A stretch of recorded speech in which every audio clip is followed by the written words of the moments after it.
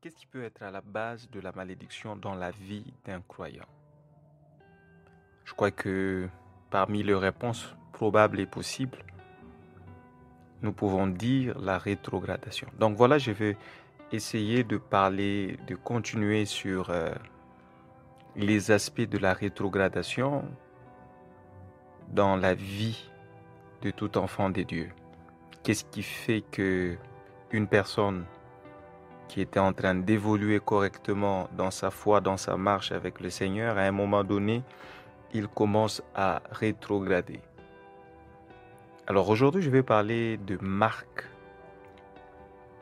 le marque de la rétrogradation. Alors avant de commencer, je vais citer un verset. Jérémie 17, le verset 5. Ainsi parle l'Éternel. Maudit soit l'homme qui se confie dans l'homme, qui prend la chair pour son appui et qui détourne son cœur de l'Éternel. Ici, le verset dit, la malédiction est sur la personne qui se confie en l'homme, qui prend pour appui la chair, mais c'est la dernière proposition qui m'intéresse, qui détourne son cœur de l'Éternel. Dans notre version, on parle qui détourne son cœur de la voix de l'Éternel. Il s'agit ici pas de quelqu'un qui ne connaît pas Dieu.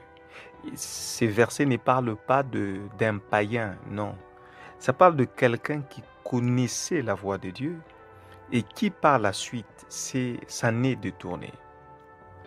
Et la Bible est claire, c'est une malédiction. Je parlerai un peu plus de la malédiction, qu'est-ce que cela signifie et qu'est-ce que cela implique. Mais nous comprenons que la malédiction est liée à la personne qui s'est détournée de la voie de l'Éternel, qui marchait dans la voie de l'Éternel et par après il s'en est détourné. Donc ici, je peux dire que la rétrogradation vous amène à la malédiction. Maintenant, quelles sont les marques de la rétrogradation? Le marque d'un rétrograde. Première marque, c'est retour aux anciennes habitudes, bien sûr des habitudes liées au péché.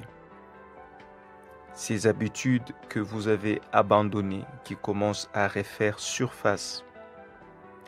Deuxième marque, générosité réduite, vous devenez de moins en moins généreux. Don à l'homme réduit, vous ne voulez plus user de compassion et de bonté à l'égard de quelqu'un qui est en manque. Don à Dieu réduit, vous ne voulez plus faire des offrandes, vous ne voulez plus donner votre temps à Dieu, ni votre argent. Vous prenez plaisir en la compagnie de non-croyants, je l'ai déjà mentionné et on en a parlé. Évangélisation, gagnement des âmes et implantation des églises réduit. Vous ne voulez plus participer à l'acte évangélique. D'ailleurs, si vous êtes un croyant et que vous n'avez jamais évangélisé, vous devez remettre votre foi en question. Parce que vous ne pouvez pas être véritablement un enfant de Dieu et vous n'avez jamais évangélisé. Retraite pour le progrès spirituel réduite. C'est que vous ne voulez plus prendre de temps dans le jeûne et la prière. Vous ne voulez plus avoir des temps à vous retirer du monde pour rechercher la présence de Dieu. Vous voulez être à tout moment et à chaque instant dans le confort et le plaisir. Lecture de la littérature chrétienne réduite.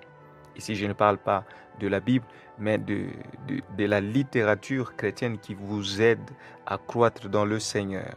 Lecture de la Bible réduite. Rencontre dynamique quotidienne avec Dieu réduite. Vous ne voulez plus aller à l'église ou prier. Vous ne voulez plus ces genres d'activités, de rencontres dynamiques avec Dieu. Vous ne voulez plus participer aux séminaires, aux conventions, aux retraites. toutes ces choses-là, ces dynamismes spirituels, vous les réduisez davantage. Tout devient, je n'ai plus le temps. Vous préférez consacrer votre temps aux études, au travail et à autre chose, mais moins de temps pour Dieu. Penchant en acte sans être troublé. Plutôt, péchant, voulais-je dire. Péchant en acte sans être troublé. Maintenant, vous êtes à un degré où vous pouvez pécher et vous ne ressentez aucun trouble, aucune culpabilité, condamnation. Ça ne vous fait plus chaud et ça ne vous dérange plus. Vous péchez, c'est naturel pour vous, ça devient naturel pour vous. Fuite du péché réduite. Vous ne voulez plus fuir le péché. D'ailleurs, vous vous donnez même le plaisir d'aller vers le péché. Haine du péché réduite. Vous mettez dans un état de léthargie dans le culte. Vous ne voulez plus participer. Parce qu'il y a des chrétiens qui vont au culte, ils ne veulent plus chanter, ils ne veulent plus participer activement dans la réunion de prière. Le temps de prière seul est réduit. La faim de Dieu, la faim pour Dieu, voulais-je dire, est réduite. Foi en Dieu réduite. Vous voulez de plus en plus de sommeil, passer plus de temps en train de dormir. Vous n'avez plus la force, les désirs de vous réveiller à 1 heure, à 3 heures, à 4 heures pour prier. Hypocrisie. Vous développez plus de l'hypocrisie. Vous jouez de jeux. Vous avez la duplicité.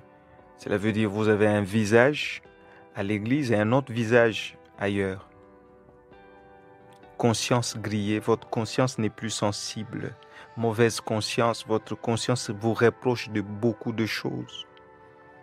Perte de l'appel de Dieu, vous n'êtes plus consacré aux choses divines.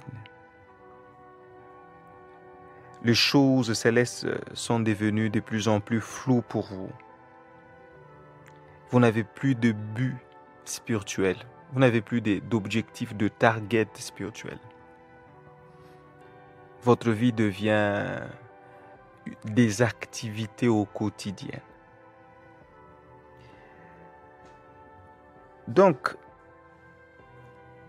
là, c'est le quelques marques. Je voulais juste faire ces petits audios pour étayer et augmenter, pas augmenter, mais donner plus de contenu par rapport à la rétrogradation qui peut être le signe de la malédiction dans la vie d'un croyant. J'espère que ces petits audios, ces petits partages va vous aider. Alors n'hésitez pas à dire Amen, à liker, à partager. Évangélisons ensemble parce que Dieu a besoin de ces âmes perdues. Que Dieu vous bénisse, à plus tard.